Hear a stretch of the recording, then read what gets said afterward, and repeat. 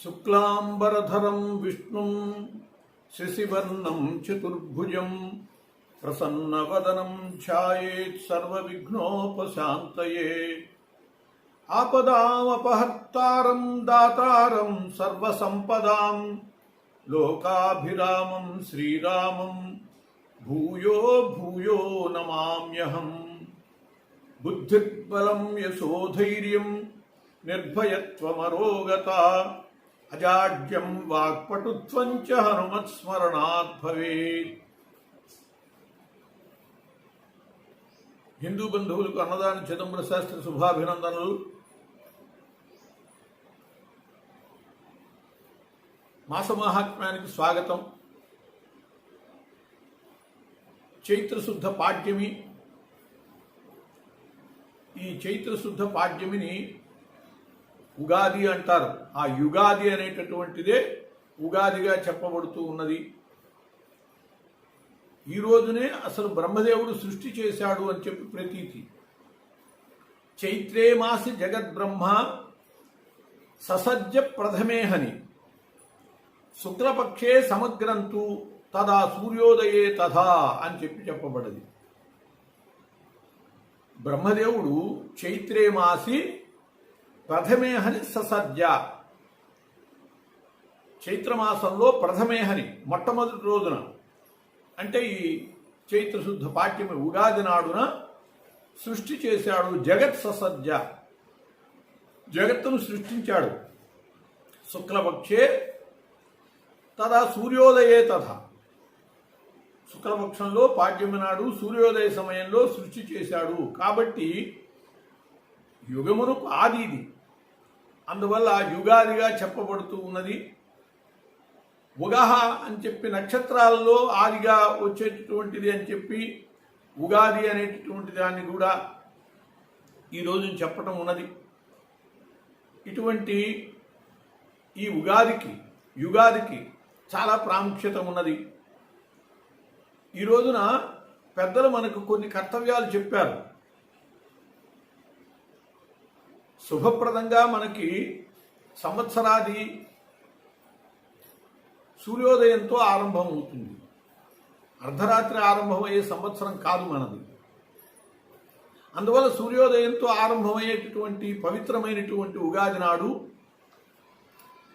పవిత్ర స్నానంతో మనం ఈనాటి శుభ కార్యక్రమాలు ఆరంభించాలి. కాలకృత్యాలు తీర్చుకున్నాక స్నానం చెయ్యాలి. అందులో కూడా ఒంటికి నూనె రాసుకుని చక్కగా తలంటు స్నానం చేయాలి. అభ్యంగ స్నానము అంటారు. అంగం అంగం అభ్యంగం.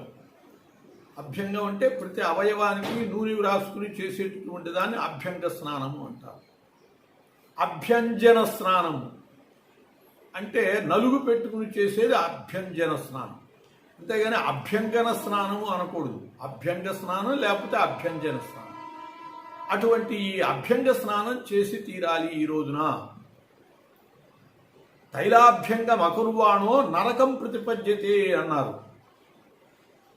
తైలాభ్యంగం చేయకపోయేటట్లయితే, అంటే నూనె రాసుకుని తలంటు స్నానం చేయకపోయేటట్లయితే నరకం ప్రాప్తిస్తుంది అని.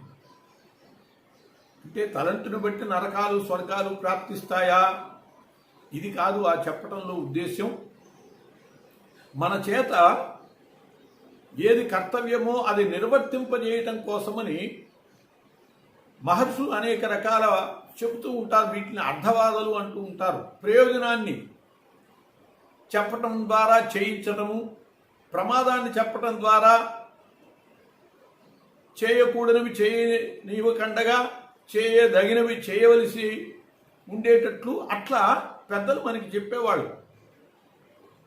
ఇవన్నీ కూడా మన సుఖం కోసమని ఆరోగ్యం కోసమని చెప్పినవే. సుఖార్థా సర్వభూతానాం మతా సర్వా ప్రవృత్తయ సుఖంచన వినా ధర్మ తస్మాత్ ధర్మపరోభవ అని చెప్పి పెద్దలు మన సుఖం కోసమని ధర్మాలన్నీ చెప్పారు. కాబట్టి ఆ పెద్దల మాట విని మనం తప్పకుండా ధర్మాలని ఆచరించి తీరాలి. అందుకోసమని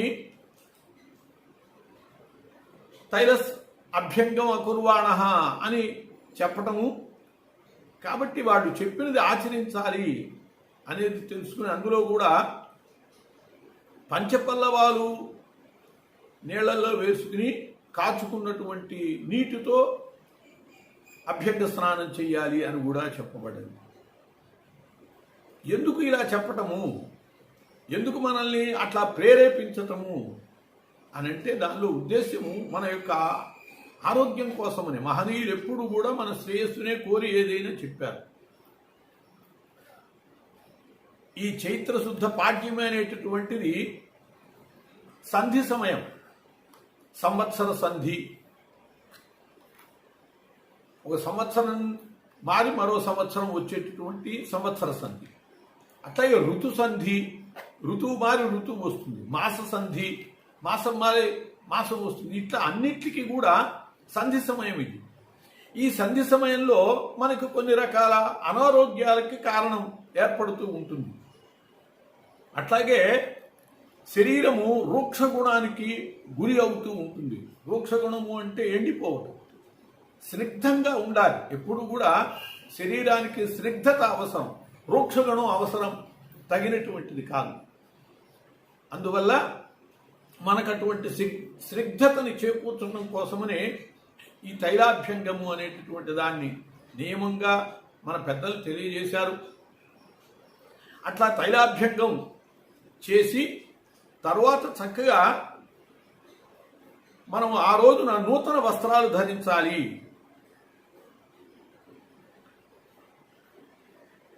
ప్రతి వాళ్ళం కూడా ఏవో కష్ట సుఖాలతో జీవిస్తూ ఉంటాం. అనేక రకాల కష్టాలు నష్టాలను ఎదుర్కొంటూనే ఉంటాం. చాలా ఆనందంగా ఉన్నప్పుడు మాత్రమే మనం కొత్త బట్టలు కట్టుకోవాలి ఇట్లా అనుకునేటట్లయితే జీవితంలో కొందరికి కొత్త బట్టలు కట్టుకునేటటువంటి అవకాశమే ఉండదు. అందుకోసమని కనీసం నూతన వస్త్రధారణ మంచి రోజుల్లో చేసి వాళ్ళు ఆనందంగా ఉండాలి అనేటటువంటి కోరిక మన పెద్దలది. అందుకోసమని ఇటువంటి పర్వదినాల్లో నూతన వస్త్రధారణ కూడా చేయాలి అని చెప్పి మనకి నియమనం చేశారు. అట్లాగే పూజా కార్యక్రమం నిర్వహించటం, ఇతర సంవత్సరం ఆది రోజుల్లో చాలా స్వేచ్ఛగా అర్ధరాత్రి పూట సంచరించేటటువంటి పరిస్థితి ఉంటుంది. మనకి పెద్దలు ఏం చెప్పారు అంటే ఉగాది నాడు మనం ఎలా ఉంటామో, సంవత్సరాది నాడు మనం ఎలా ఉంటామో సంవత్సరం అంతా అలా ఉంటాము అని చెప్పి మనకు ఒక సందేశం ఇచ్చారు. కాబట్టి ఆ రోజున చక్కగా తలంటు పోసుకుని కొత్త బట్టలు కట్టుకుని దైవ కార్యక్రమాలు నిర్వహించుకుని అంతా కూడా శుభప్రదంగా ఆనందదాయకంగా గడిపితే సంవత్సరం అంతా అలా గడుస్తుంది అని. అదే మొట్టమొదటి రోజున తాగి తందనాలు తొక్కుతూ నానా రభస చేసి ఇంకోళ్ళని తిట్టి మనం తిట్టించుకుని ఇట్లా అలా వినాశకరమైనటువంటి రీతిగా సంచరిస్తే సంవత్సరం ఎలా గడుస్తుంది? కాబట్టి మన మహర్షులు ఉగాది నాడు చాలా నియమాలు చక్కగా మనకి మంచి మార్గాన్ని తెలియజేసేటటువంటి రీతిగా నియమాలను ఏర్పాటు చేశారు. దైవ కార్యక్రమం నిర్వహించుకోవాలి, చక్కగా పూజ నిర్వహించుకోవాలి. అట్లా పూజ నిర్వహించుకున్నాక భగవంతునకు షడ్రసోపేతమైనటువంటి నింబం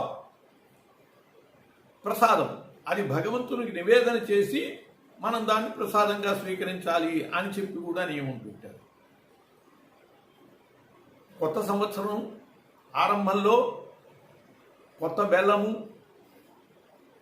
కొత్త చింతపండు, ఉప్పు, అలాగే అప్పుడే వచ్చేటటువంటి వేప పూత, చిగుళ్ళు ఇటువంటివి, అలాగే మామిడి పిందెలు, కొత్త కారం, వీటిని షడ్రుచులతో కూడినటువంటి ప్రసాదాన్ని తయారు చేస్తారు, పదార్థాన్ని తయారు చేస్తారు. దాన్ని భగవంతునికి నివేదించి ప్రసాదంగా తీసుకోవడం.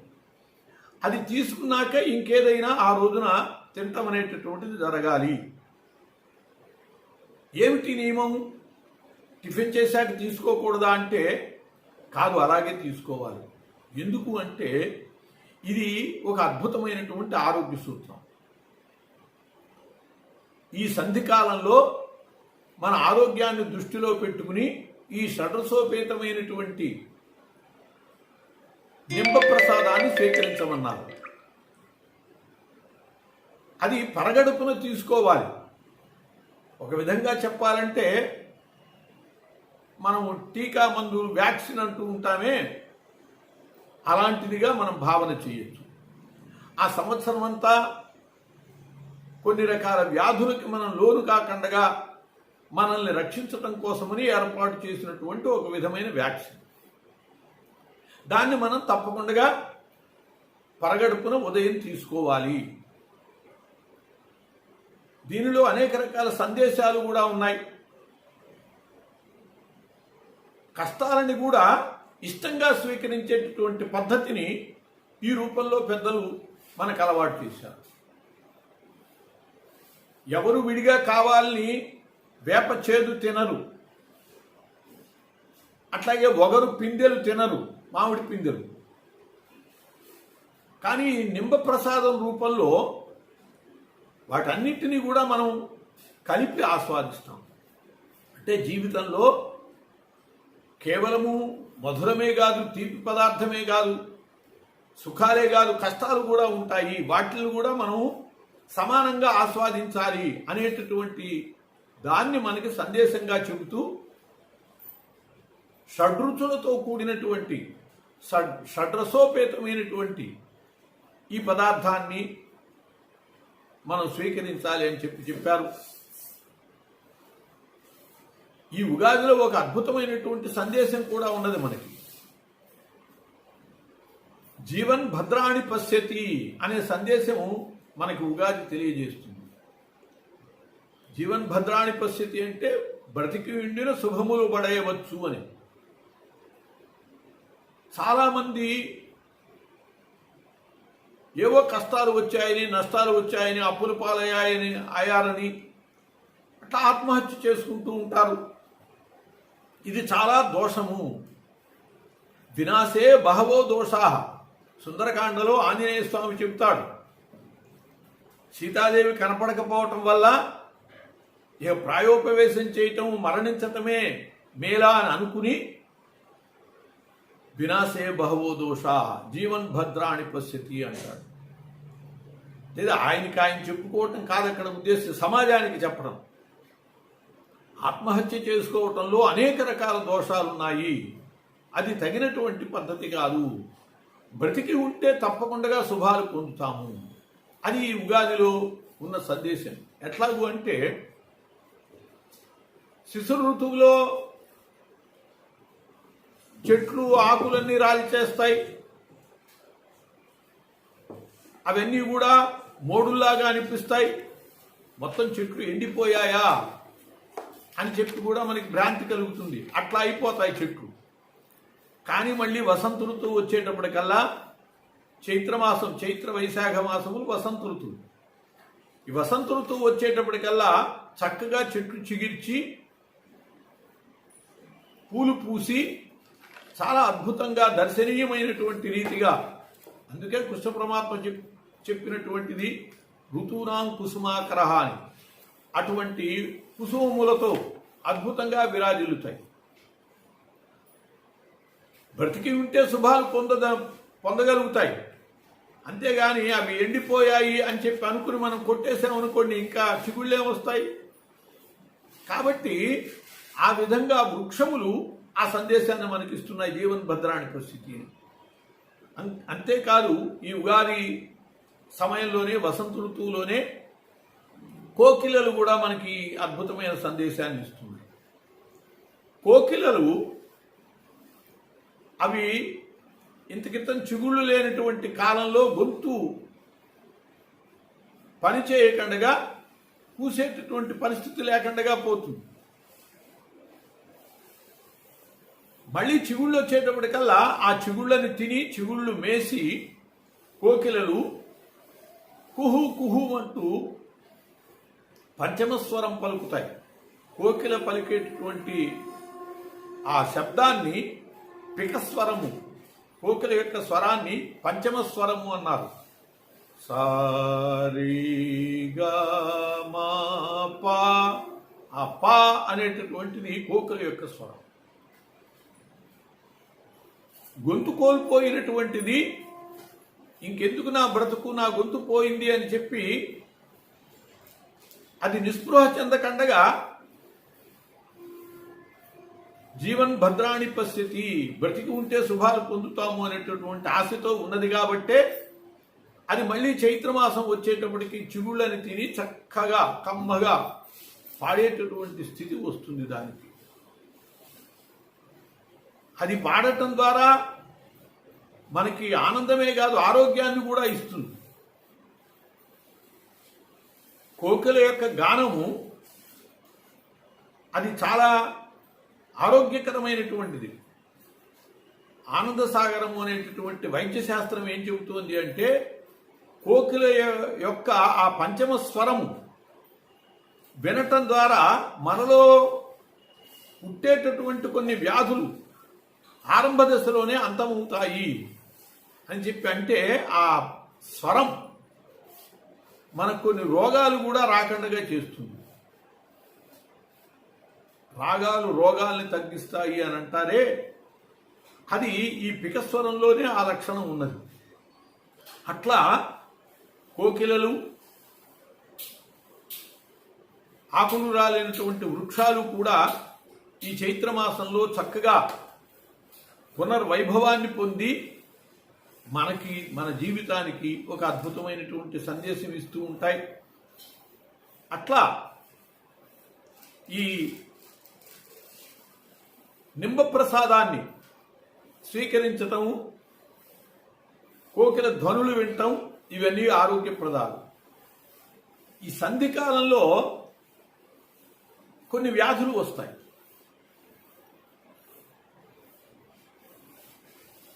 వేపూత అని కూడా అంటూ ఉంటారు. ఆట్లమ్మ, చిన్నమ్మవారు, పెద్దమ్మవారు ఇటువంటి వ్యాధులు సంక్రమిస్తూ ఉంటాయి. అటువంటివి సంక్రమించకుండా చేసేటటువంటి లక్షణము ఈ నింబ ప్రసాదానికి ఉంది. నింబ ప్రసాదం అంటారు దాన్ని, మిగతావి కాదు. ప్రధానం ఏమిటంటే దాంట్లో వేప చిగురు ఎక్కువ పడాలి, దాంతోపాటు మిగతావి. అందువల్లనే అది నింబ ప్రసాదం అంటే వేప. ఆ వేప పదార్థం మనకి లోపల పట్టడం వల్ల అటువంటి వాటిని జనపద ధ్వంసకాలు అని కూడా అంటూ ఉంటారు. ఆ వ్యాధులు రాకుండా ఉంటాయి. సహజంగా ఆ వ్యాధులు వస్తే చేసేటటువంటి చికిత్స కూడా వేపతోనే ఉంటుంది. అమ్మవారు పోసినటువంటి వాళ్ళకి వేప మండలతో విసరటము, పక్కలో కూడా వేపాకులు వేయటము, అట్లాగే వేప చిగుళ్ళు నూరి ఉండలు చేసి మింగించటము, స్నానం చేయించేటప్పుడు వేపాకు నూరి దాన్ని ఒంటికి పూసి స్నానం చేయించటము, ఇవన్నీ కూడా వేపతో.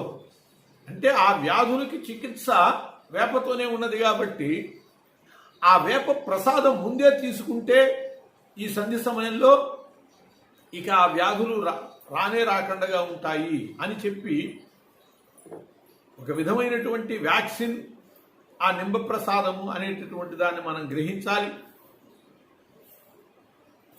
అట్లాగే ఈ వేప అనేటటువంటిది విషవాయువులను తొలగిస్తుంది, భూత దోషాలను తొలగిస్తుంది, దుర్గంధహరమైనటువంటిది. అటువంటి దాన్ని మనం స్వీకరించడంలో ఉన్న ప్రయోజనాలను అర్థం చేసుకుని నియమబద్ధంగా స్వీకరించాలి. అన్నీ తిన్నాక కాకుండా పరగడుక్కునే దాన్ని స్వీకరించాలి. అట్లాగే ఈ రోజున బ్రహ్మకి దమన పూజ చేయటం కూడా ఉంటుంది.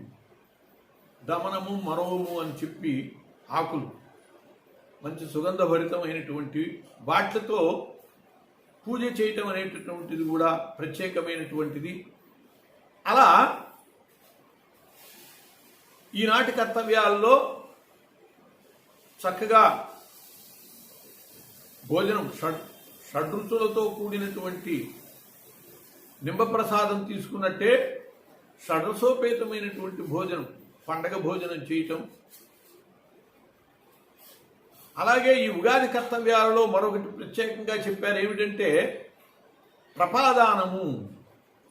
ప్రప అంటే చలివేంద్రం. చలివేంద్రం పెట్టడం కూడా ఈ రోజున చేయాలి. అది కూడా శుభారంభము భోజనం చేయకుండా ఆరంభిస్తే మంచిది. ఆ చలివేంద్రం పెట్టడము అనేటటువంటి పితృదేవతలకు తృప్తి కలిగిస్తుంది అని అన్నారు. అస్యా ప్రధానాత్ పితరః తుష్యంతు ప్రపితామహాః అని చెప్పారు. ఈ చలివేంద్రం పెట్టడం వల్ల పితృదేవతలు చాలా తృప్తి పొందుతారు. మన పితామహులు బతికి ఉండొచ్చు, చనిపోయినటువంటి వాళ్ళు ప్రపితామహ అన్నారు. అందువల్ల అటువంటి వాళ్ళందరూ కూడా చాలా తృప్తి పడతారు, ఆనందిస్తారు అని చెప్పి పితృదేవతల తృప్తి కోసమని ఈ చలివేంద్రాలు పెట్టడం. ఇది కూడా యథార్థంగా సామాజిక ప్రయోజనం. ఏదైనా ప్రయోజనము లేకపోతే చెప్పకపోతే ఎవరు ఏది చేయరు. ప్రయోజనం అనుద్దిస్తే నా మందోపి ప్రవర్తతే. మూఢుడు కూడా ప్రయోజనం లేకుండా ఏ పని చేయడు. కాబట్టి ప్రయోజనం చెప్పాలి. ఈ చలివేంద్రం ఊరికనే పెట్టమంటే పెట్టరు. చలివేంద్రం అవసరం. ఈ వేసవి కాలంలో బాటసారులు సంచరిస్తూ ఉంటారు. అట్లాగే ఇంటికి చేరే లోపలే దాహగ్రస్తులైనటువంటి వాళ్ళు ఉంటూ ఉంటారు. అటువంటి వాళ్ళకి అందుబాటులో మంచినీరు ఉంచడం, అదే ప్రపాదానం అండి. దీనివల్ల చాలా ఉపశాంతి పొందుతారు. ఎందువల్లంటే నీళ్లకి జీవనము అని పేరు. తిండి తినకండగా అయినా ఉండొచ్చు, కానీ నీళ్లు తాకండగా ఉండలేదు. తిండికి లేని వాళ్ళు గుక్కిడి నీళ్లు తాగి పడున్నాము అని చెప్పుకుంటూ ఉంటారు. నీళ్లు మాత్రం అలా జీవనము అన్నారు దాన్ని. అటువంటి జీవనాన్ని ఇచ్చేటటువంటివి ఈ ప్రపాదానము అంటే చలివేంద్రం పెట్టటము అనేది. పితృదేవతల కోసమని జల సమర్పణ అనేటటువంటిది మన సంప్రదాయంలో చాలా గొప్ప విషయం. మన సంప్రదాయాన్ని ఇతరులు కూడా మెచ్చుకున్నటువంటి సంఘటనలు కొన్ని ఉంటూ ఉంటాయి. అన్ని సందర్భాల్లో కాకపోయినా కొన్ని సందర్భాల్లో వాళ్ళకే జ్ఞానోదయం అయినటువంటి సందర్భాల్లో మన సంస్కృతి సంప్రదాయాలను మెచ్చుకుంటూ ఉంటారు. ఔరంగజేబు తన తండ్రిని సోదరుల్ని అందరినీ ఇంటికి ఆహ్వానించాడు భోజనానికని. అందరికీ భోజనం పెట్టి అందరినీ జైళ్లలో పెట్టేశాడు. జైళ్లలో పెట్టి సింహాసనం తాను అధిష్ఠించాడు. అది వాళ్ళ సంస్కృతి. తల్లిదండ్రులను లేదు, సోదరులను లేదు, స్వార్థం కోసమని ఎవరినైనా ఏదైనా చేయొచ్చు అని. అట్లా వాళ్ళని చెరసాల్లో ఉంచి చివరి వేసవి కాలంలో మంచినీళ్లు కూడా ఇవ్వలేదు. ఆ పరిస్థితుల్లో షాజహాన్ అంటాడు, ఆ బరీబాద హిందవా అంటూ, ఎలాగైనా నిజంగా హిందువులు చాలా గొప్పవాళ్ళురా, వాళ్ళు తండ్రులు చనిపోయాక కూడా నీళ్లు వదిలిపెడతారు, కానీ నువ్వు బ్రతుకుండగానే తండ్రికి నీళ్లు పోయటం లేదు, నీళ్ళు ఇవ్వటం లేదు అని చెప్పి చాలా వాపోతాడు. ఆ విధంగా మన సంస్కృతి సంప్రదాయాల్లో పితృదేవతలకు జలములు సమర్పించడం,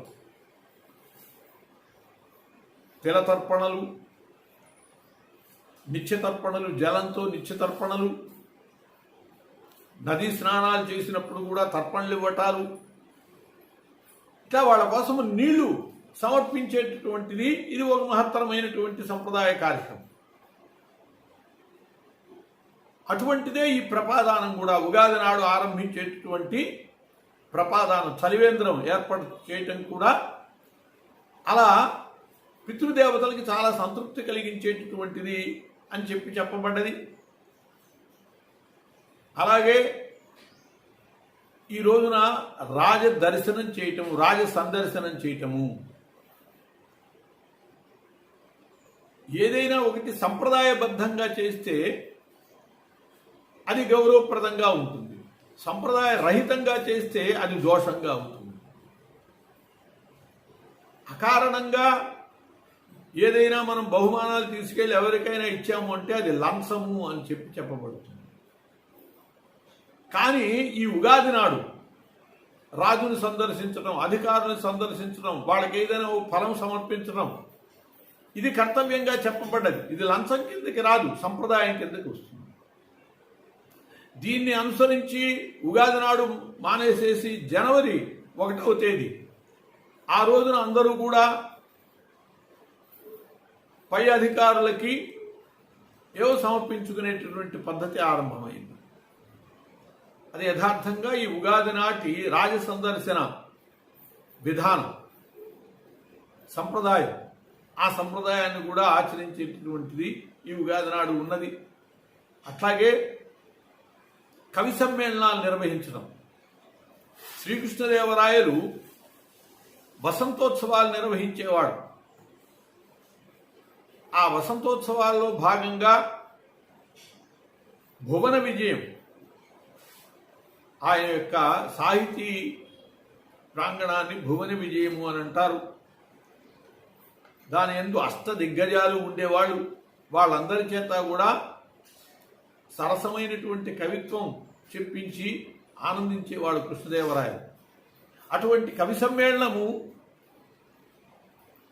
ఈ వసంత ఉత్సవాలలో చైత్రశుద్ధ పాడ్యమి నాడు జరిగేది.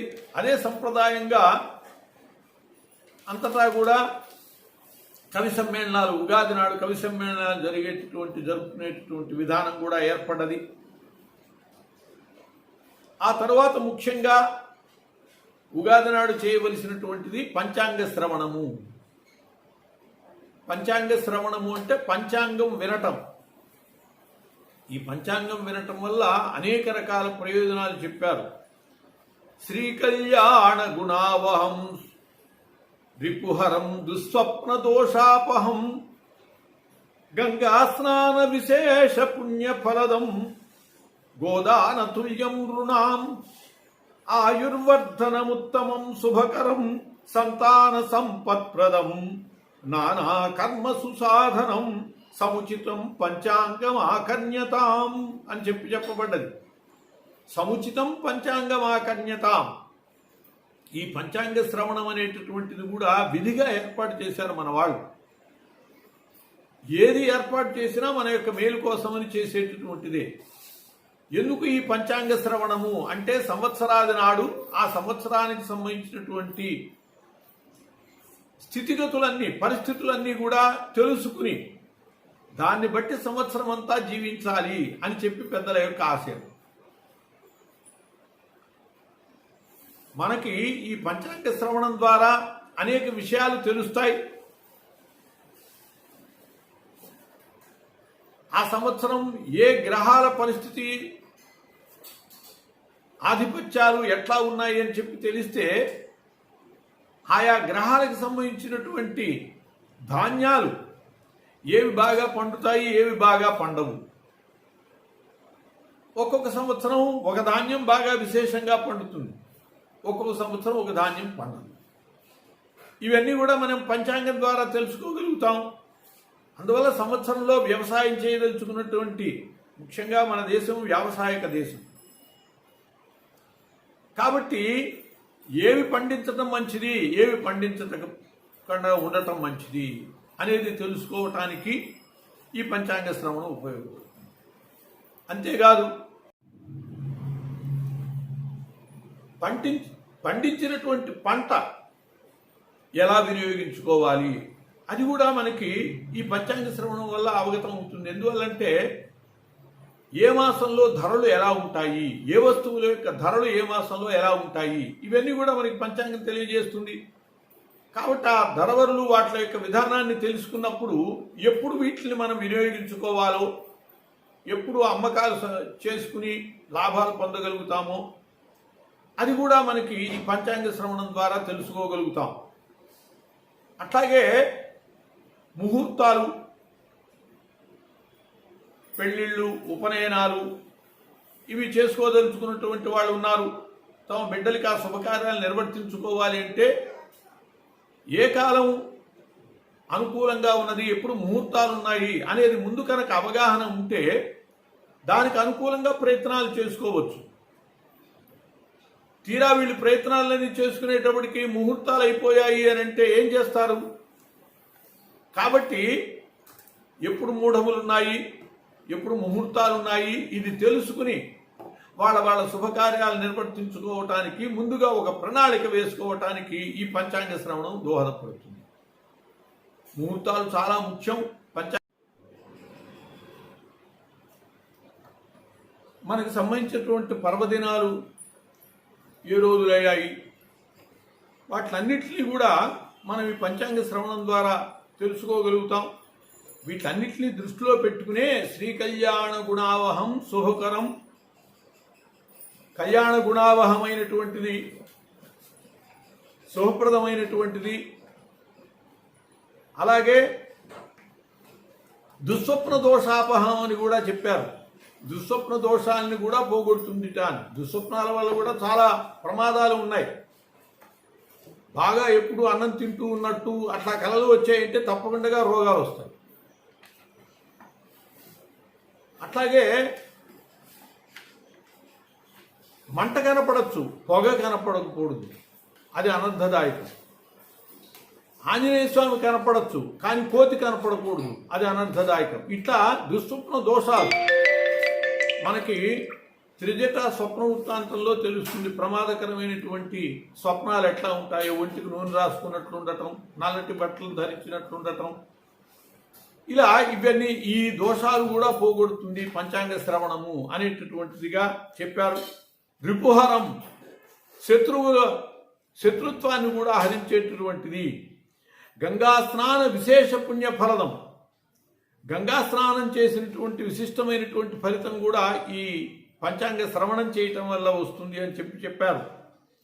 గోదాన తుల్యం, గోదానం చేసినటువంటి ఫలితం కూడా ఈ పంచాంగ శ్రవణం వల్ల వస్తుంది. కాబట్టి ఇన్ని రకాల ప్రయోజనాలు ఈ పంచాంగ శ్రవణంలో ఉన్నాయి. ఆయుర్వృద్ధిదం ఉత్తమం, ఆయుర్వృద్ధికరమైనటువంటిది. ఎట్లా ఆయుర్వృద్ధికరం అవుతుంది అని అంటే ఎప్పుడు ఏవి చేయాలో ఎప్పుడు ఏవి చేయకూడదో తెలుసుకున్నప్పుడు మనకి పరిపూర్ణమైనటువంటి ఆయుర్దాయాన్ని అనుభవించే అవకాశం ఉంటుంది. అలా తెలుసుకోలేక ప్రమాదంలో పడ్డప్పుడు అల్పాయుష్కులుగా పోయేటటువంటి ప్రమాదం ఉంటుంది. అట్లా ఆయుర్వర్ధన ఉత్తమం, శుభకరం, సంతాన సంపత్ప్రదం. సంతానాన్ని, సంపత్తులని కూడా ఆయా ముహూర్తాలని బట్టి శుభకార్యాలు, గర్భధానాదులు సరైనటువంటి ముహూర్తంలో ఏర్పాటు చేస్తే సంతానప్రదం అవుతుంది ఆ ముహూర్తం. అట్లాగే సంపత్ప్రదమైనటువంటిది అవుతూ ఉంటుంది. ఇలా సముచితమైనటువంటి పంచాంగాన్ని వినవలసింది అని చెప్పి ఇన్ని రకాలు చెప్పారు. మహనీయులైనటువంటి వాళ్ళు ఏనాడో ఈ పంచాంగ గణన విధానం ఇవన్నీ కూడా మనకి తెలియజేయటం జరిగింది. ఈనాటివి కాదు. 505 సంవత్సరం నాడే వరాహమిహిరుడు ఉన్నాడు. సూర్య సిద్ధాంతం చాలా ప్రాచీనమైనటువంటిది. అసలు త్రేతాయుగంలోనే మనకి కాలశాస్త్రము ఇది కూడా ఏర్పాటు చేసినట్లుగా, కృతయుగం నాటి నుంచే ఏర్పాటైనట్లుగా మనకు అర్థమవుతుంది. ఎందుకంటే మయుడు అని ఉన్నాడు, మండోదరి యొక్క తండ్రి. ఆ మండోదరి తండ్రి అయినటువంటి మయుడు సూర్యుని గురించి గొప్ప తపస్సు చేశాడు. తపస్సు చేస్తే ఆ సూర్యుని యొక్క అనుగ్రహం వల్ల ఆయనకి సూర్య సిద్ధాంతం, ఆ సూర్య సిద్ధాంతం పేరుతో కాలశాస్త్రం అంతా కూడా ఆ సూర్యానుగ్రహం వల్ల ఆయనకి చేకూరింది, లభ్యమైంది. 21,65,115 సంవత్సరాల పూర్వము ఇది సాధించినట్లుగా మనకి తెలుస్తుంది. అట్లాగే మొట్టమొదటి పంచాంగము మనకి 1831లో మహారాష్ట్రలో వెలువడ్డది. తొలి తెలుగు పంచాంగము 1887లో చెన్నైలో ఆరంభమైనట్లుగా తెలుస్తుంది. సూర్య సిద్ధాంతమే దుర్గణితంగా పరిగణింపబడుతూ ఇప్పుడు చెప్పబడుతూ ఉన్నది. మన యొక్క లెక్క ప్రకారము సృష్టి జరిగి 195,58,85,000 పైన 100 సంవత్సరాల పైన అయినది. అటువంటి దాన్ని మళ్ళీ చాంద్రమానమని, సౌరమానమని, బార్హస్పత్యమానమని ఆయా ప్రదేశాలను బట్టి మళ్ళీ పంచాంగాల్లో తేడాలు ఉన్నాయి. మన పంచాంగాల్ని చాంద్రమాన పంచాంగములు అంటారు. అంటే చంద్రుని యొక్క గమనాన్ని బట్టి మన పంచాంగాలు ఏర్పడతాయి. పౌర్ణమి నాడు ఏ నక్షత్రం ఉంటుందో చంద్రునితో ఆ నక్షత్రం పేరుతో ఆ మాసం పేరు వస్తుంది. అంటే పౌర్ణమి నాడు చంద్రుడు చిత్తా నక్షత్రంలో ఉన్నాడు అనుకోండి, చిత్తా నక్షత్రంతో ఆ మాసానికి చైత్ర మాసము అని పేరు. అదే విశాఖ నక్షత్రంతో ఉంటే వైశాఖ మాసము, జ్యేష్ఠ నక్షత్రంతో ఉంటే జ్యేష్ఠ మాసము, పూర్వాషాఢ ఉత్తరాషాఢలతో ఉంటే ఆషాఢ మాసము. ఇట్లా చంద్రుని యొక్క గమనాన్ని బట్టి మాస నిర్ణయము విధానము ఉంటుంది. కాబట్టి మన దాన్ని చాంద్రమానము అని చెప్పి అంటారు. ఆంధ్రదేశంలో, కర్ణాటకలో, మహారాష్ట్రలో ఈ 3 రాష్ట్రాల్లో కూడా ఈ చాంద్రమాన విధానము అమల్లో ఉన్నది. అట్లాగే సౌరమానము అంటే సూర్యుని యొక్క గమనాన్ని బట్టి మాసాలు ఏర్పడతాయి. సూర్యుడు మేషరాశిలో వస్తే మేషమాసము అని అంటారు.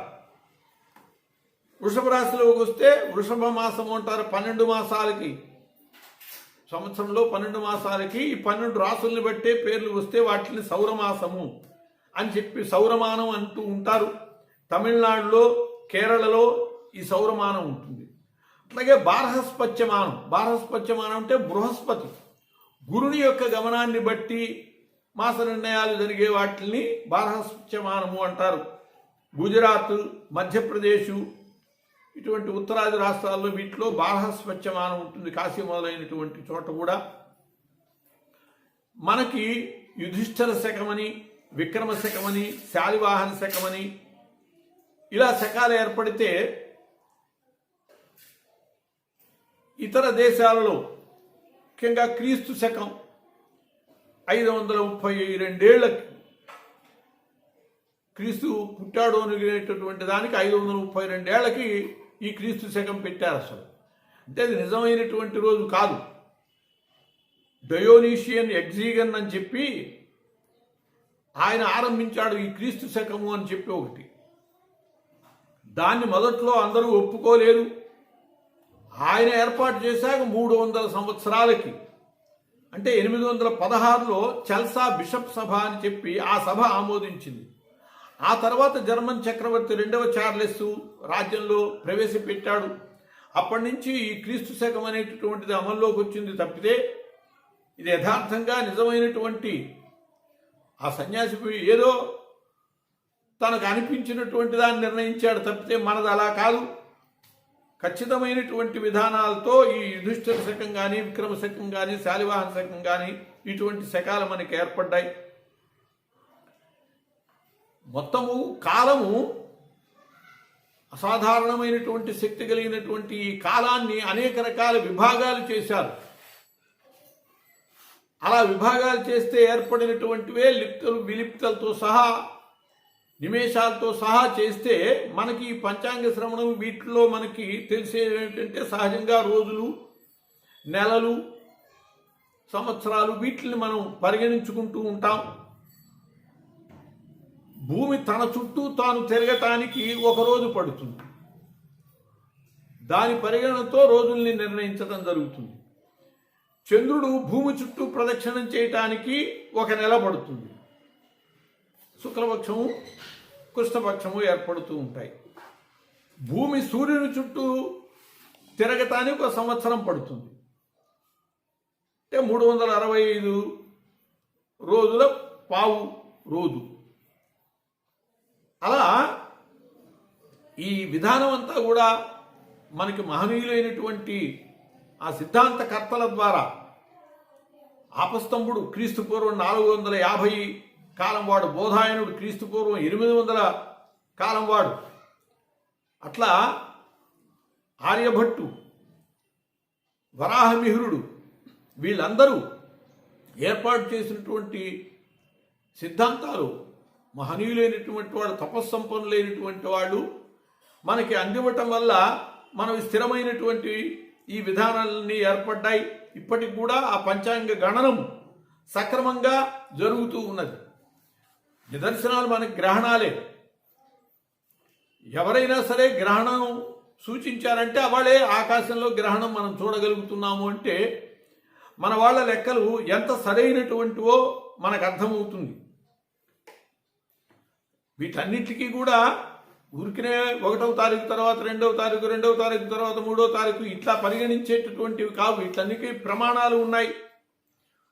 సూర్యోదయం ఏ హోరలో ఏర్పడుతుందో ఆ రోజు ఆ వారం అవుతుంది. రవి హోరలో మొదలైతే వాళ్ళ ఆదివారం అవుతుంది. అలా ఈ పంచాంగము అనేటటువంటిది వీటన్నిటి వల్ల ఏర్పడుతుంది. పంచాంగం అంటే 5 అంగములు కలిగినటువంటిది పంచాంగము. అంటే 5. ఏమిటి 5 అంగములు అంటే తిథి, వారము, నక్షత్రము, యోగము, కరణము అని చెప్పి ఇవి ఏర్పడేటటువంటి విధానాన్ని బట్టి ఈ సిద్ధాంతులైనటువంటి వాళ్ళు ఆ పరిగణన చేస్తారు. వారం ఏ విధంగా అయితే హోరని బట్టి ఏర్పడుతూ ఉన్నదో, అంటే భూమి నుండి గ్రహకక్ష అవరోహణ క్రమంలో దాన్ని పరిగణన చేసి శని, గురు, కుజ, సూర్య, శుక్ర, బుధ, చంద్ర ఈ క్రమంలో హోరలు ఏర్పడతాయి. ఆ హోరని బట్టి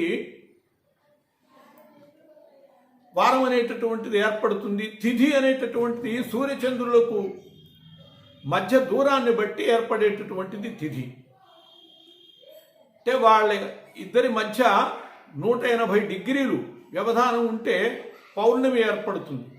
అంటే సరిగ్గా సూర్యుడు చంద్రుడు ఎదురెదురుగా ఉన్నప్పుడు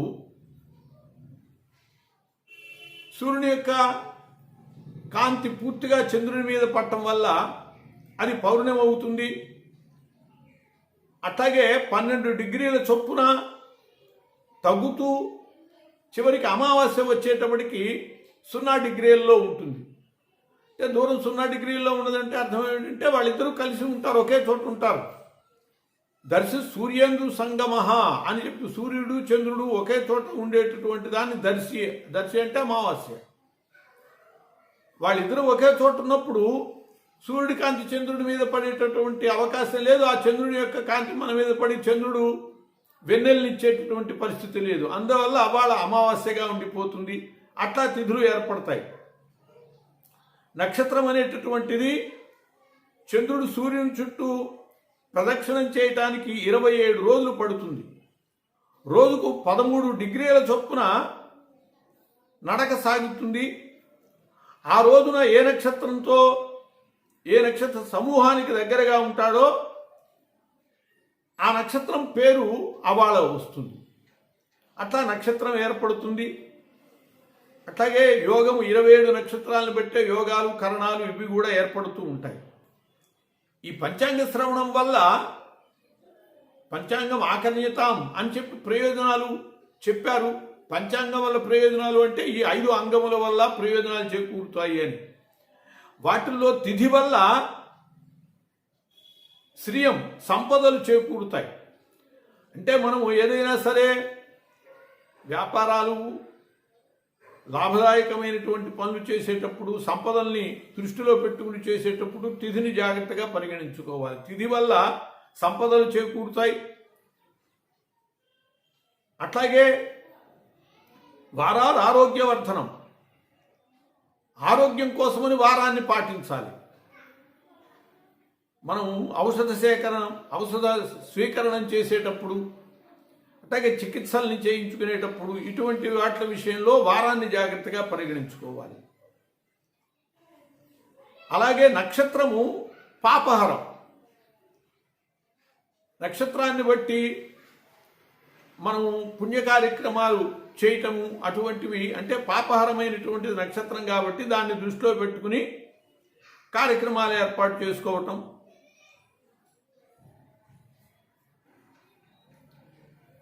అలాగే యోగము రోగనాశనము అని చెప్పబడ్డది. వారం ఆరోగ్యవర్ధనమైతే ఆయుష్యవర్ధనమైతే యోగము రోగనాశనమైనటువంటిది. దాన్ని బట్టి రోగహరమైనటువంటి విషయాలు చేసేటప్పుడు యోగాన్ని పాటించాలి. కరణము కార్యసాధకమైనటువంటిది, కార్యసాధన విషయంలో కరణాన్ని పాటించాలి. ఇట్లా తిథి, వారము, నక్షత్రము, యోగము, కరణము ఈ ఐదింటిని జాగ్రత్తగా మనం పాటిస్తూ ఉంటే ఈ 5 రకాల ప్రయోజనాల్ని మనం పొందుతాము. అదే మనం పంచాంగం వల్ల పొందేటటువంటి ప్రయోజనం. అందువల్ల మనం ఊరికనే క్యాలెండర్లో తేదీలు చూసుకుని కార్యక్రమాలు నిర్వహించుకోవటం కాకుండా ఈ తిథివార నక్షత్రాదుల్ని పరిగణించుకుని చేసుకోవటం వల్ల మనకి అటువంటి ప్రయోజనం చేకూరుతుంది. అట్లాగే వర్జ్యం విషయంలో, వర్జ్యము అంటే వదిలిపెట్టదగినది అని చెప్పి ప్రతిరోజు కూడా కొంత వర్జ్యం అంటే వదిలిపెట్టదగినటువంటి సమయం ఉంటుంది. నక్షత్రం సుమారుగా 60 ఘడియలు ఉంటే అందులో కొన్ని ఘడియలు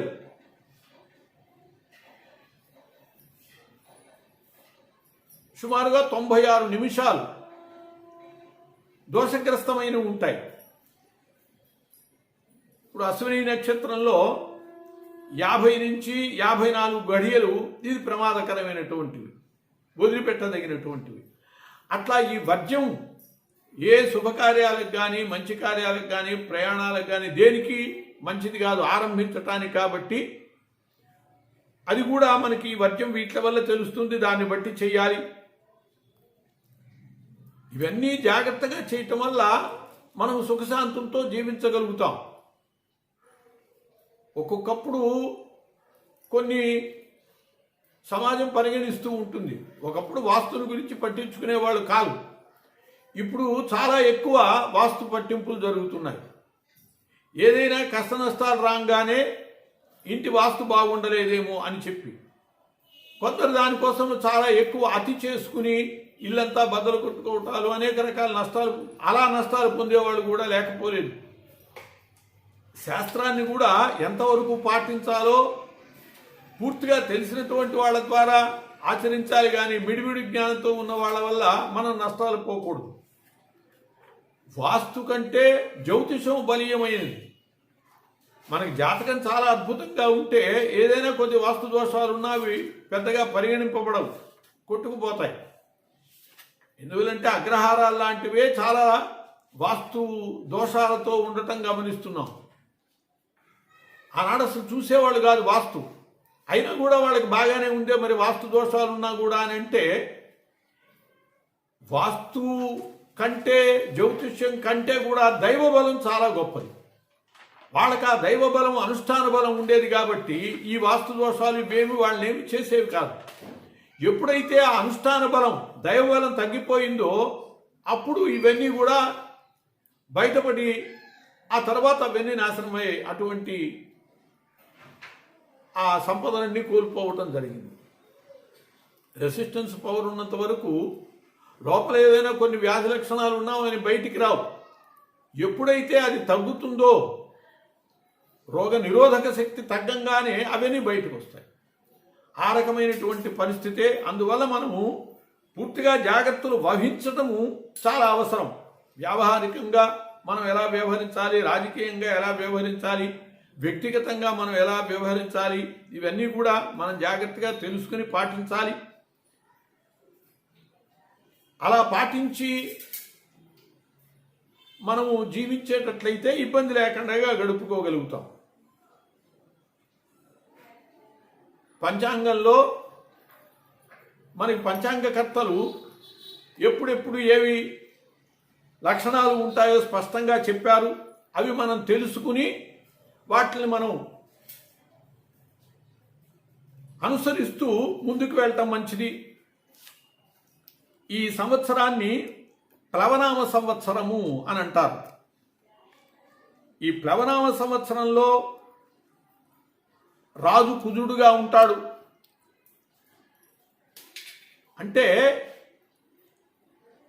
ఆ సంవత్సరము ఏ రోజున మొదలవుతుందో ఆనాటి ఆ వారం ఏ గ్రహందో ఆ గ్రహం రాజు అవుతాడు.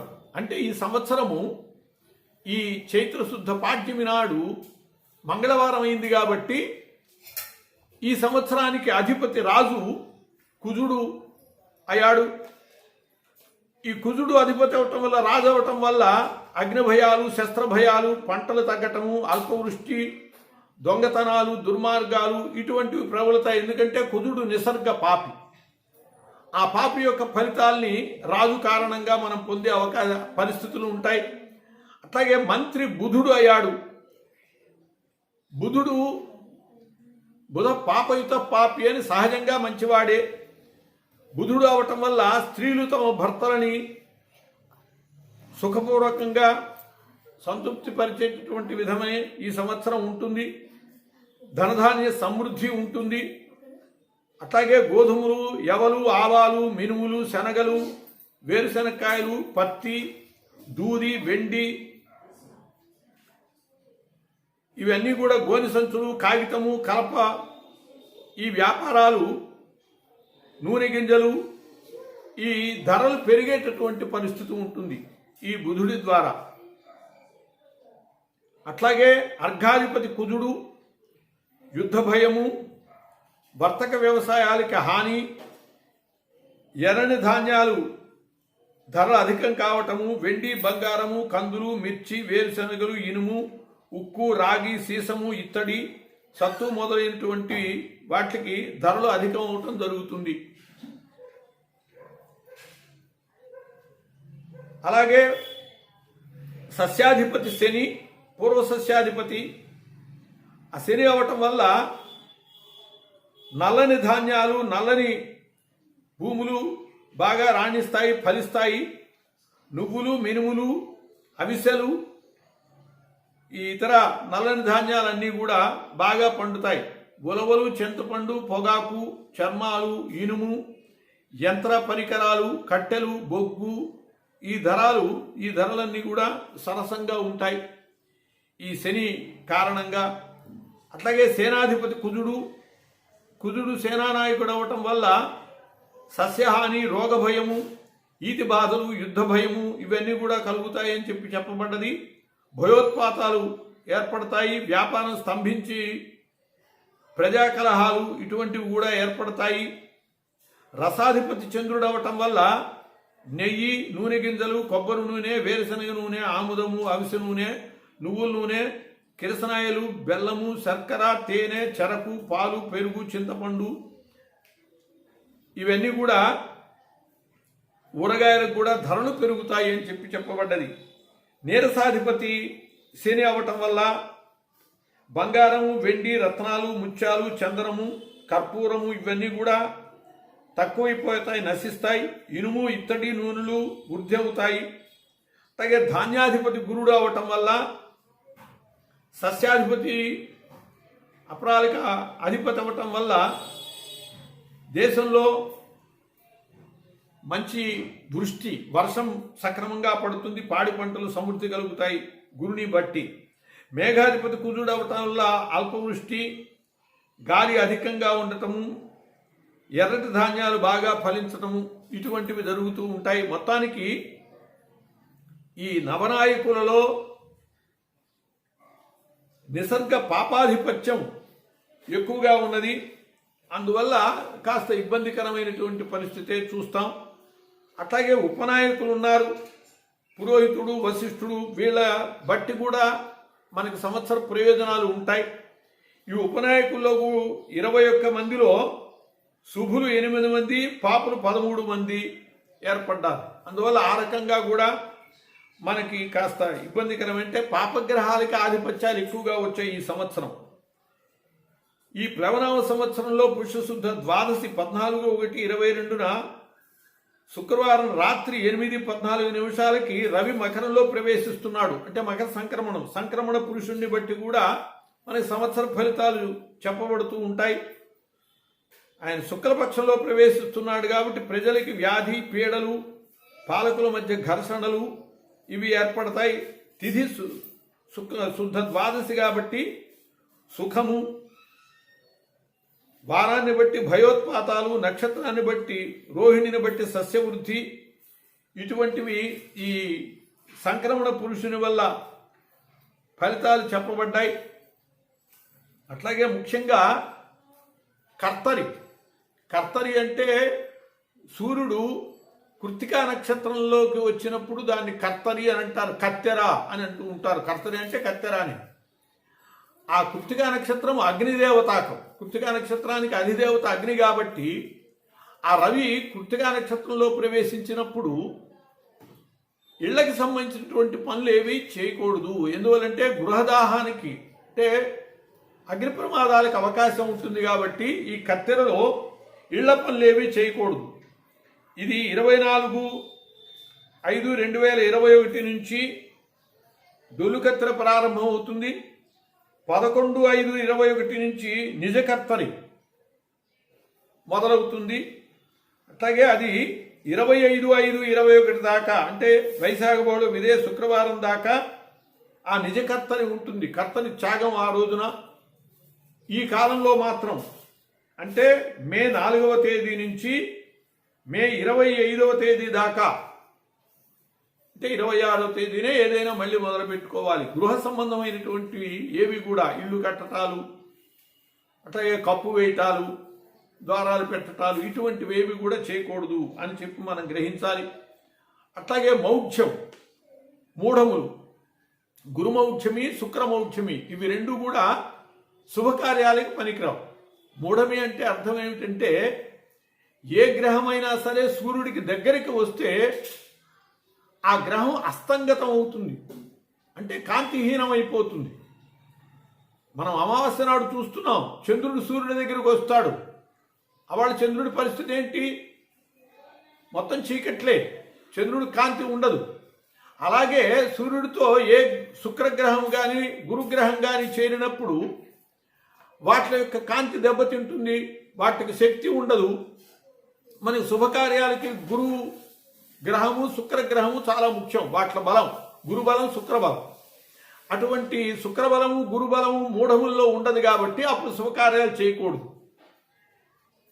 ఈ మూఢములు 34/21 చైత్ర బహుళ చతుర్థి చవితి శుక్రవారం 11:03 శుక్రమౌఢ్యమి వెళ్ళిపోతుంది. 4/1/22 పుష్యశుద్ధ విధియ మంగళవారం ఉదయం 7:26 మళ్ళీ శుక్రమౌఢ్యం ఆరంభం అవుతుంది. అది 13/1/2022 పుష్యశుద్ధ ద్వాదశి గురువారం రాత్రి 5:14 త్యాగం జరుగుతుందంటే శుక్ర మౌఢ్యం వెళ్ళిపోతుంది. అంటే జనవరి 4వ తేదీ నుంచి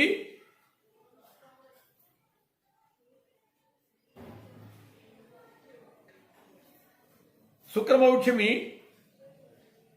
జనవరి 13వ తేదీ దాకా ఆ శుక్రమౌఢ్యం ఉంటుంది. అట్లాగే 22/22 అంటే మాఘబహుళ చవితి నుంచి గురుమౌఢ్యం ఆరంభం అవుతుంది. అది 18/3/22 దాకా ఉంటుంది. అంటే ఫిబ్రవరి 20 నుండి మార్చి 18 దాకా గురుమౌఢ్యం ఉంటుంది. కాబట్టి ఆ కాలంలో కూడా శుభముహూర్తాలు ఉండవు. మనం అది గుర్తించి మన కార్యక్రమాలు ఏర్పాటు చేసుకోవాలి. అట్లాగే పుష్కరం, గురువు ఒక్కొక్క రాశిలోకి ప్రవేశించినప్పుడు ఒక్కొక్క నదికి పుష్కరం ఏర్పడుతుంది.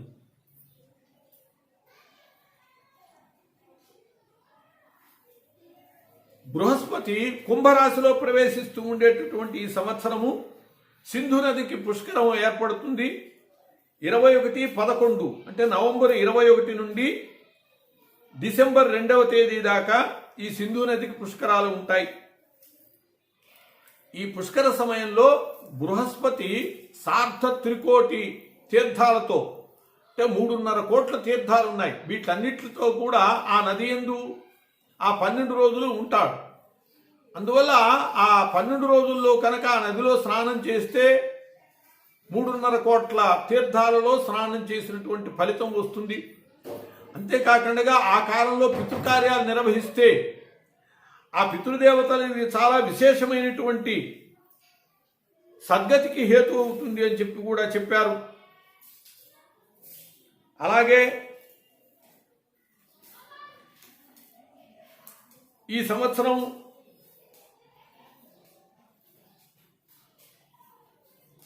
ఆదాయ వ్యయాలు వీటిని కూడా మనం పరిగణించుకుంటూ కందాయ ఫలాలను తెలుసుకుంటూ మనం జీవితం సాగించవలసినటువంటి అవసరం ఉంటుంది.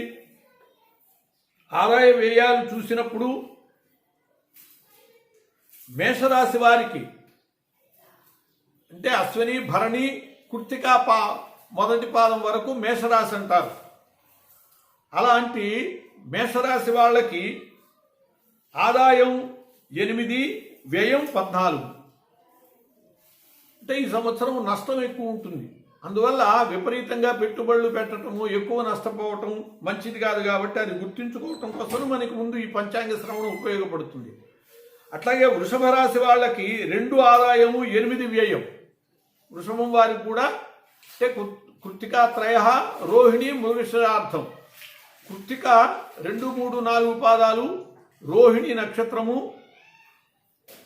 మృగశిర 1, 2 పాదాలు. వీళ్ళు వృషభ రాశి వాళ్ళకి 8 వ్యయం, ఖర్చు 8, 2 ఆదాయం. అంటే చాలా మైనస్సే ఉన్నది. మిథునం వాళ్ళకి 5 ఆదాయము 5 వ్యయం సమానం. కర్కాటకం వాళ్ళకి 14 ఆదాయము 2 వ్యయం. సింహం వాళ్ళకి 2 ఆదాయము 14 వ్యయం, చాలా ఎక్కువ వ్యయం. కన్య వాళ్ళకి 5 ఆదాయము 5 వ్యయం, అది ఇది సమానమే. అట్లాగే తుల వాళ్ళకి 2 ఆదాయము 8 వ్యయం. వృశ్చికం వాళ్ళకి 8 ఆదాయము 14 వ్యయం. ధనుస్సు వాళ్ళకి 11 ఆదాయము 5 వ్యయం. ధనుస్సు వాళ్ళకి బాగున్నది కర్కాటకం లాగానే. అట్లాగే మకరం వాళ్ళకి 14 ఆదాయం 14 వ్యయం సమానం. కుంభం వాళ్ళకి కూడా 14 ఆదాయం 14 వ్యయం సమానం. మీనం వాళ్ళకి 11 ఆదాయము 5 వ్యయం. అట్లా మొత్తానికి కర్కాటకం వాళ్ళకి, ధనుస్సు వాళ్ళకి, మీనం వాళ్ళకి, ఈ 3 రాసుల వాళ్ళకి ఆదాయం చాలా గొప్పగా ఉన్నది. సింహం వాళ్ళకి, వృశ్చికం వాళ్ళకి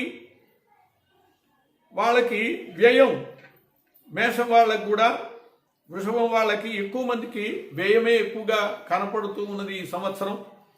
అట్లాగే రాజపూజ్యం అవమానాలను కూడా మనం పరిగణించుకుంటాం. మేషరాశి వాళ్ళకి 4 రాజపూజ్యము 3 అవమానం, గౌరవం బాగానే ఉంటుంది, కాస్త ఎక్కువ. వృషభం వాళ్ళకి 7 రాజపూజ్యం 3 అవమానం. మిథునం వాళ్ళకి 3 రాజపూజ్యము 6 అవమానం. మిథునం వాళ్ళకి బాగుండలేదు పరిస్థితి. కర్కాటకం వాళ్ళకి 6 రాజపూజ్యము 6 అవమానం. సింహం వాళ్ళకి 2 రాజపూజ్యము 2 అవమానం, సమానమే. కన్య వాళ్ళకి 5 రాజపూజ్యము 2 అవమానం, వీళ్ళకి బాగున్నది. తుల వాళ్ళకి 1 రాజపూజ్యము 5 అవమానం, వీళ్ళకి ఎక్కువ అవమానం. వృశ్చికం వాళ్ళకి 4 రాజపూజ్యము 5 అవమానం. ధనుస్సు వాళ్ళకి 7 రాజపూజ్యము 5 అవమానం. మకరం వాళ్ళకి 3 రాజపూజ్యము 1 అవమానం. కుంభం వాళ్ళకి 6 రాజపూజ్యము 1 అవమానం, వీళ్ళకి చాలా బాగున్నది. మీనం వాళ్ళకి 2 రాజపూజ్యము 4 అవమానం, వీళ్ళకి కూడా అవమానం భారం ఎక్కువగానే ఉన్నది. అట్లా ఈ సంవత్సరానికి సంబంధించినటువంటి ఫలితాలని మనం జాగ్రత్తగా అంచనా వేసుకుంటూ కందాయ ఫలితాలు కూడా చెప్పబడ్డాయి.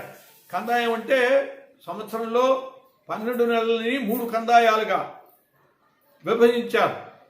అంటే మొదటి 4 నెలలు ఒక కందాయం, రెండవ 4 నెలలు ఒక కందాయం, మూడవ 4 నెలలు ఒక కందాయం. ఏ భాగంలో బాగుంటుందో అప్పుడు జాగ్రత్తగా మనం ఎక్కువ పెట్టుబడులు పెట్టడము, ఏదైనా చేసుకోవటం మంచిది. ఏ మాసాలలో బాగుండదో ఆ కాలంలో జాగ్రత్తగా ఉండాలి. ఇలా కందాయాలు చూసినప్పుడు అశ్విని నక్షత్రం వాళ్ళకి 3, 2, 4 అంటే మొదటి 4 నెలలు 3 బాగానే ఉంటుంది. రెండవ 4 నెలలు 2, ఈ కందాయ ఫలాల్లో బేసి సంఖ్య లాభదాయకం, సమసంఖ్య సమ ఫలితాన్ని ఇస్తుంది, శూన్య సంఖ్య శూన్య ఫలితాన్ని ఇస్తుంది. మొదట 0 ఉంటే రోగభయము, మధ్యలో 0 ఉంటే మనోభీతి, చివర 0 ఉంటే హాని చెప్పబడ్డాయి. కాబట్టి ఒక్కొక్క సంఖ్య 4 మాసాల చొప్పున మనం పరిగణన చేసుకుని మన పరిస్థితిని అర్థం చేసుకోవాలి. భరణి నక్షత్రం వాళ్ళకి 6, 0, 2 6, 2 మొదటి 4 నెలలు చివరి 4 నెలలు కూడా సమ ఫలితం, ఎందుకంటే సమ సంఖ్య కాబట్టి. మధ్యలో 0 కాబట్టి శూన్య ఫలితం బాగుండదు.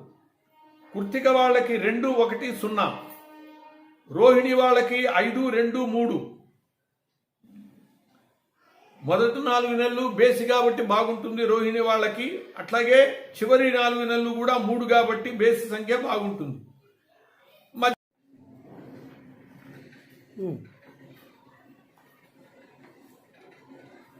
రోహిణి వాళ్ళకి మొదటి 4 నెలలు చివరి 4 నెలలు బాగానే ఉంటుంది, మధ్యలో సమం కాబట్టి మొత్తానికి పరిస్థితి బాగానే ఉంటుంది అని గ్రహించవచ్చు. మృగశిర వాళ్ళకి 1, 0, 1 వీళ్ళకు కూడా మొదటి 4 నెలలు చివరి 4 నెలలు కూడా బేసి కాబట్టి పరిస్థితి బాగుంటుంది, మధ్యలో 0 అది మాత్రం బాగుండదు. ఆర్ద్ర వాళ్ళకి 4, 1, 4, పునర్వసు వాళ్ళకి 0, 2, 2, పుష్యమి వాళ్ళకి 3, 0, 0 మొదటి 4 నెలలు బాగుంటుంది, కానీ పుష్యమి వాళ్ళకి మిగతా 8 నెలలు శూన్యం కాబట్టి బాగుండదు అని చెప్పి గ్రహించాలి. ఆశ్లేష వాళ్ళకి 6, 1, 3 మొదటి 4 నెలలు సమంగా ఉంటుంది, తర్వాత 8 నెలలు బాగుంటుంది. మఖ వాళ్ళకి 2, 2, 1 మొదటి 8 నెలలు సమంగా ఉంటుంది, మూడవ భాగం బాగుంటుంది.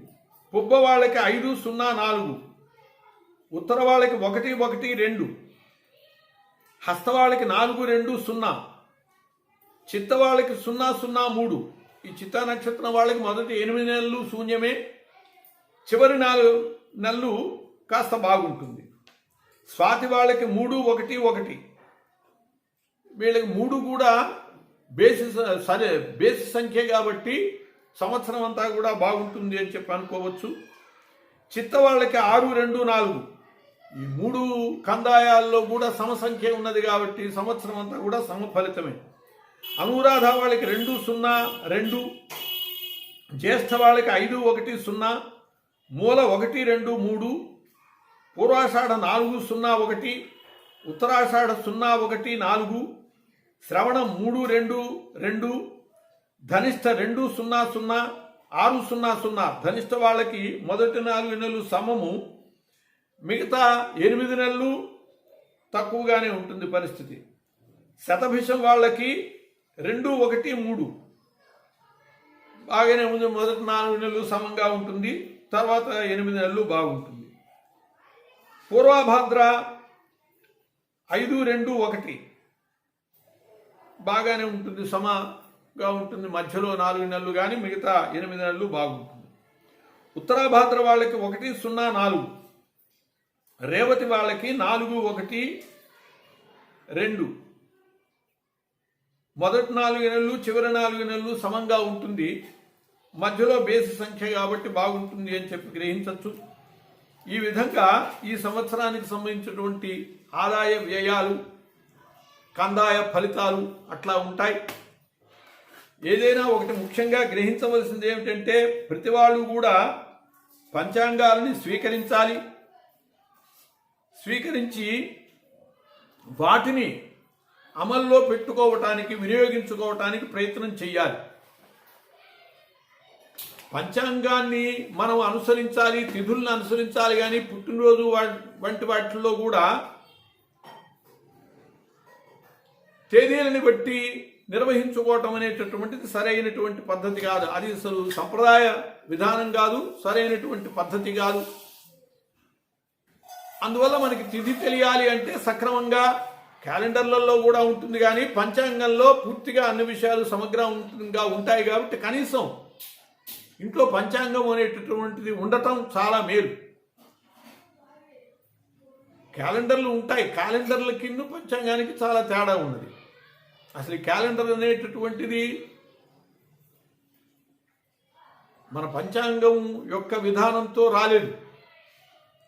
క్యాలెండర్ అనేటటువంటి మాటకే ఇది రోమనులకు సంబంధించినటువంటి మాట క్యాలెండర్ అనేటటువంటిది. క్రీస్తుకి చాలా కొన్ని శతాబ్దాలకు పూర్వమే పాడ్యమి నాటి చంద్రుణ్ణి చూసి అందరినీ కూడా పిలిచి వడ్డీ తీసుకున్నటువంటి వాళ్ళు వడ్డీలు ఇచ్చుకునేటటువంటి విధానం, అంటే కొత్త నెలని ప్రకటించేవాళ్ళు ఆ వడ్డీల్ని తీసుకోవటం కోసమని, అందుకోసమని ఒక పిలుపు ఇచ్చేవాళ్ళు.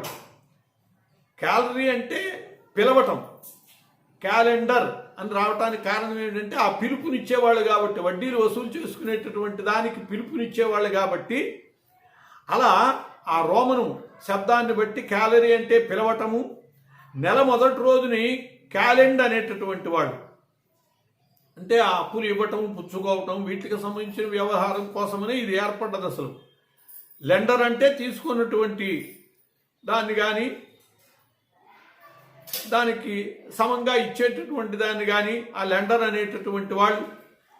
అట్లా క్యాలెండర్ అనేటటువంటిది అప్పులు తీసుకోవటానికి తీర్చడానికి ఏర్పడినటువంటి విధానం. అక్కడి నుంచి క్రీస్తుపూర్వం 8లోనే రోమన్లు ఈ ఉపయోగించేటటువంటి క్యాలెండర్లో సంవత్సరానికి 10 నెలలే ఉండేవి. అప్పుడు సంవత్సరానికి 304 రోజులు మాత్రమే ఉండేవి. మార్చి 31 రోజు, ఏప్రిల్ 30, మే 31, జూన్ 30, 5వ నెలని క్వింటిలిస్ అనేటటువంటి వాళ్ళు, 6 సెప్టిలిస్ అనేవాళ్ళు, సెప్టెంబరు, అక్టోబరు, నవంబరు, డిసెంబరు, ఈ విధంగా వాళ్ళ నెలలు ఉండేవి. అప్పుడు ఈ క్యాలెండర్ని రోమన్ సామ్రాజ్య స్థాపకుడైనటువంటి రోమ్యులస్ అనేటటువంటి ఆయన ప్రారంభించాడు. నీరో అనేటటువంటి రోమన్ చక్రవర్తి ఏప్రిల్ నెలని తన పేరుతో ఏర్పాటు చేసుకున్నాడు, నెరోలియస్ అని చెప్పి. ఆయన శాసించాడు, దీన్ని నెరోలియస్ అని చెప్పి పిలవాలి అని చెప్పి. అట్లా వాళ్ళ పేర్లని బట్టి వాళ్ళు ఏర్పాటు చేసుకోవటం జరిగింది. ఏప్రిల్ని ఏప్రిలెస్ అని, ఎపోరియో అనేటటువంటి లాటిన్ పదానికి విచ్చుకొనటం అర్థం. ఆ మాసంలో పూలు విచ్చుకుంటాయి కాబట్టి ఏప్రిలిస్ అని చెప్పి దానికి పేరు పెట్టారు. అట్లా వాటికి పేర్లు రావటానికి కూడా జూన్ నెలకి జూనియర్, రోమన్ రాజవంశంలో ఉన్నటువంటి జూనియర్ అనేటటువంటి వాడు తన పేరుతో ఆ జూన్ అనే నెలనే ఏర్పాటు చేసుకున్నారు. ఇట్లా ఏర్పాటైనటువంటివి తప్పితే మనకు సంబంధించినటువంటి ఆ చంద్రగమనము, సూర్యగమనము వీటిని బట్టి ఏర్పడినటువంటివి కాదు. అందువల్ల ప్రామాణికమైనటువంటి విధానంలో ఏర్పడినటువంటి మన పంచాంగాన్నే పరిగణన చేసుకుంటూ చక్కగా తిదివార నక్షత్రాలని పరిగణించుకుంటూ ఏ కార్యక్రమం ఎప్పుడు చేయటం మంచిదో దాన్ని తెలుసుకుని ఆచరించడం ద్వారా అందరూ సుఖశాంతులు పొందాలి. దేశమంతా కూడా సుభిక్షంగా, విశ్వమంతా కూడా శాంతియుతంగా ఉండాలి అని చెప్పి ఆశిద్దాం. స్వస్తి.